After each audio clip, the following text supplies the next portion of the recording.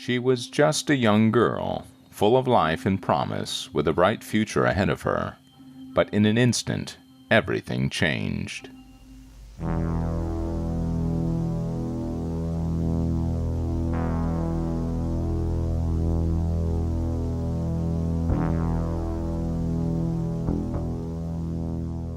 This is the tragic story of a girl who was taken too soon.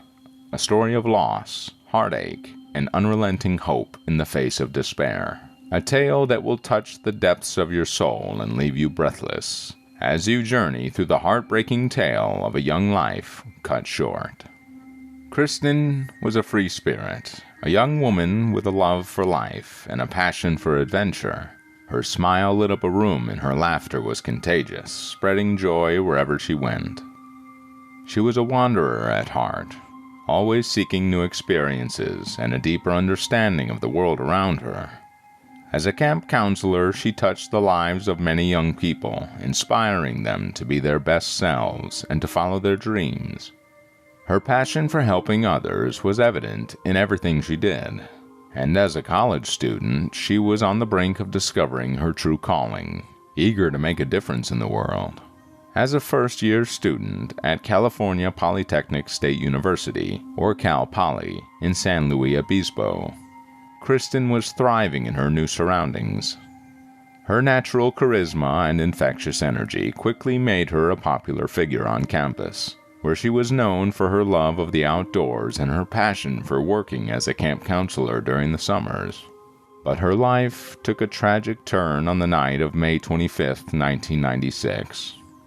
She and her friends had initially planned to attend a frat party together, but when their plans changed and her friends decided not to go, Kristin found herself alone and venturing out to party by herself. Letting her go alone would be a decision that would haunt her friends forever after.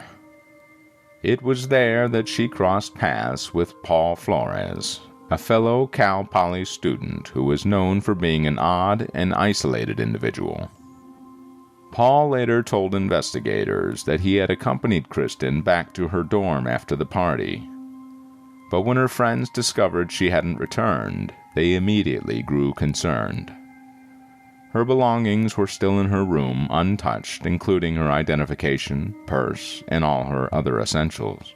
She couldn't have gone out of town or run away, and her friends knew that something was deeply wrong.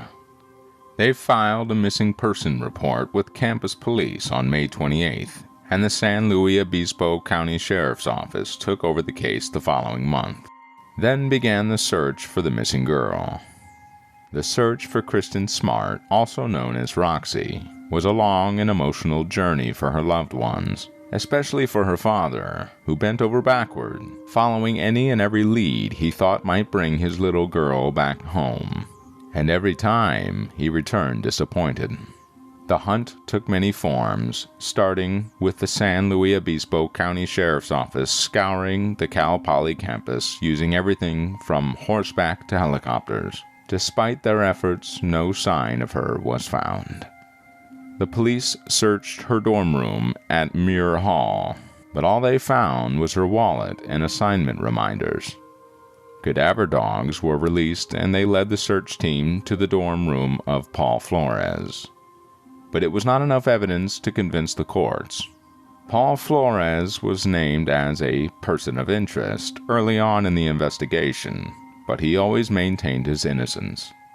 Desperate for answers, the Smart family put up missing person banners and billboards offering rewards for information. At the same time, the Smart family felt that they were being unfairly judged by the authorities. An incident report filed by the campus police stated that Kristin did not have any close friends and was under the influence of alcohol the night she disappeared. The family felt that these details were being used to paint a picture of Kristin as a partygoer who was not careful enough, which was far from the truth. They conducted interviews with Kristin's friends and colleagues who had seen her at the party with Paul Flores. They remembered her needing help walking home that night, and it was clear she had been drugged or roofied, which was a trend among college students at the time. In 1997, the Smart family filed a $40 million lawsuit for wrongful death against Paul Flores, but he was not criminally charged. During a deposition in November 1997, he declined to answer questions, citing the Fifth Amendment. What is your present residence address? On the advice of my attorney, I refuse to answer that question based on the Fifth Amendment of the United States Constitution. The tragic case of Kristin Smart remained unsolved for years, leaving her loved ones with a constant feeling of uncertainty and heartache. Paul Flores' story about the night of Kristin Smart's disappearance seemed too good to be true. He claimed that he walked Kristin back from the party to her room, and then went back to his own in Santa Lucia Hall. But something about his story just didn't add up. 4 different trained cadaver dogs reacted to Paul's room, which sent red flags flying. The fact that the dogs were reacting in such a way made it seem like they picked up on something that the investigators were missing. Paul Flores had a notorious reputation among the female students at Cal Poly. He was known for his aggressive behavior, and he earned the nickname Chester the Molester. His mugshot from the night he went to the Arroyo Grande Police Department for an outstanding DUI warrant showed him with a black eye, but his stories about how he got the injury were inconsistent. Despite the civil lawsuit and the evidence that seemed to point towards Paul Flores, he was never criminally charged. But still, the Smart family's search for the truth continued even after the lawsuit. Mary Lassiter, who was renting Paul Flores' mother's house in Arroyo Grande, claimed that she found a single woman's earring in October 1996 that matched the description of a necklace Kristin was wearing in one of the missing posters. However, the earring was lost before it could be marked as evidence, and despite 3 searches of Susan Flores' backyard over the years, no evidence was ever found. 26 years. That's how long it took to put the case of Kristin Smart to rest. And it all started with a podcast. Chris Lambert was just a regular guy with a passion for storytelling, but little did he know that the story he was about to uncover would change his life forever. Lambert, who was only 8 years old when Kristin vanished, was drawn to her story. He felt an inexplicable connection to her. Despite never having met her or her loved ones, he was determined to find out what happened to her and bring her story to light. So, in 2019, he picked up his microphone and started his own podcast to document his investigation, and it would eventually help crack the case for good.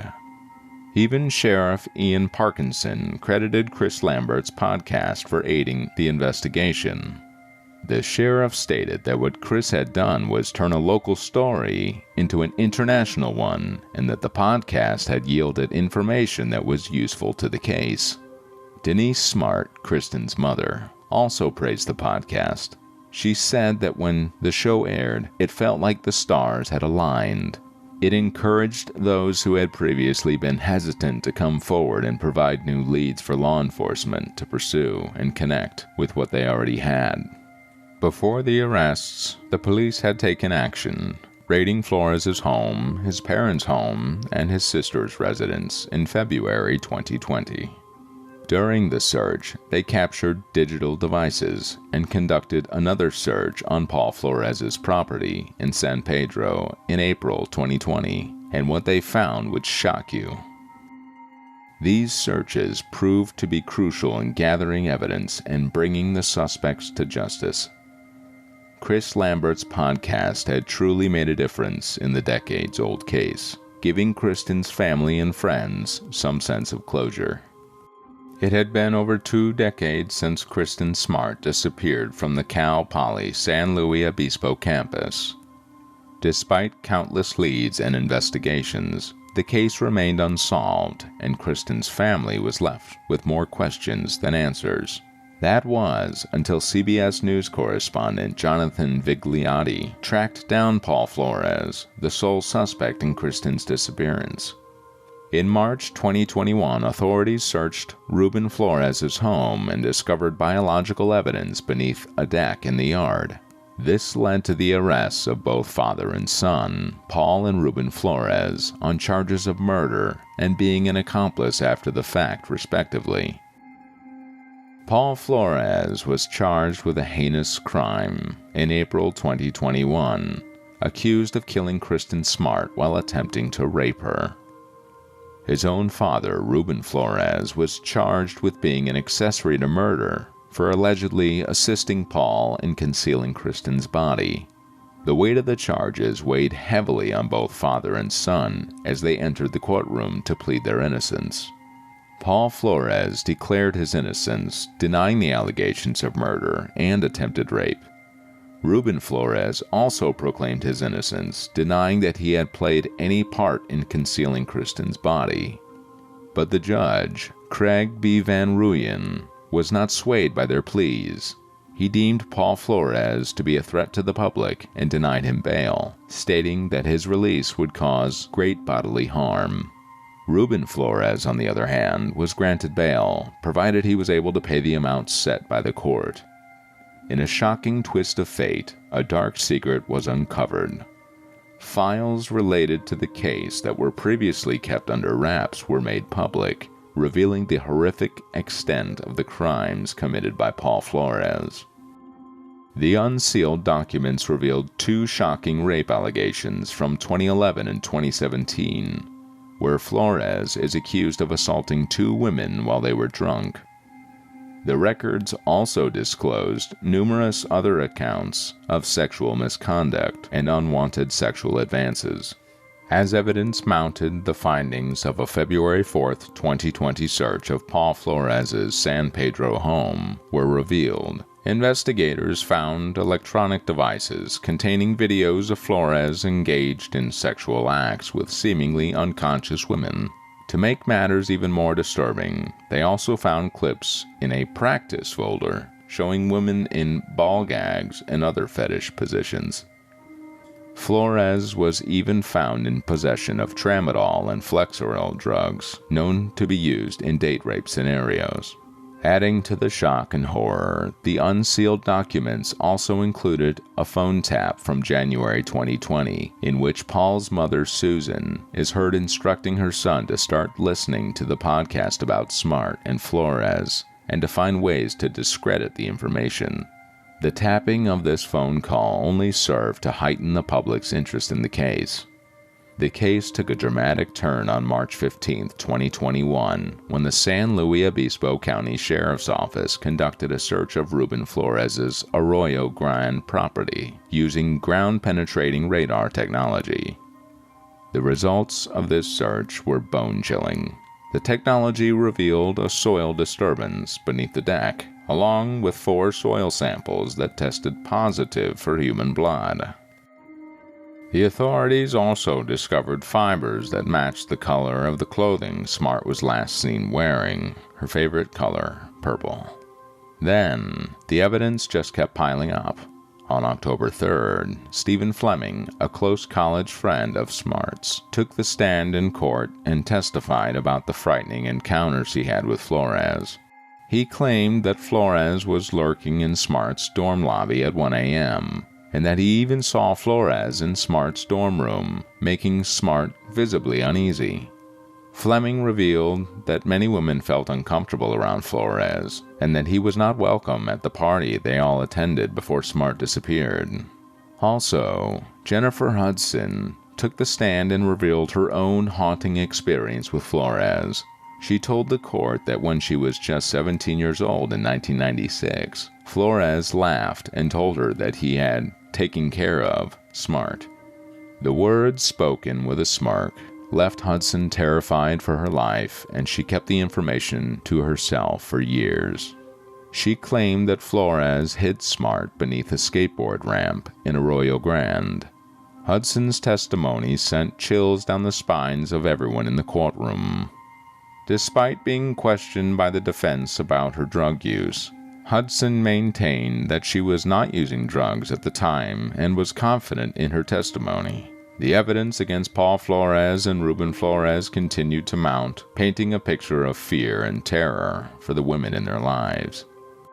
The trials of Paul and Ruben Flores had begun more than 26 years after Kristin's vanishing. The jury listened to both sides, and after a 3-month trial, Paul Flores was found guilty of Kristin's murder. Ruben Flores, on the other hand, was found not guilty of being a subsequent accessory. Stan Smart, Kristin's father, spoke to the press shortly after the verdict. He expressed that while the verdict brought some sense of closure, the family's quest for justice for Kristin would continue. Without her, there would be no joy or happiness. The disappearance and murder of Kristin Smart had left a profound impact on her loved ones, and they were determined to make sure that her memory lived on. The story of Kristin Smart will forever be etched into the hearts of those who knew and loved her. It was a story of heartbreak and loss, but also a story of resilience and hope. For over 25 years, her family held on to the belief that one day she would come back home. But as the truth about what happened to Kristin was revealed, the Smarts found a new way to keep her memory alive. The Kristin Smart Scholarship was created as a shining beacon of hope in the midst of darkness. It symbolizes the unbreakable spirit of a young woman who wanted to make a difference in the world, and the love of a family who never gave up on her. The scholarship represents the potential and promise of every young woman who is determined to chase her dreams, just like Kristin. Her legacy lives on through the students who receive this scholarship and the lives they will touch in their own way.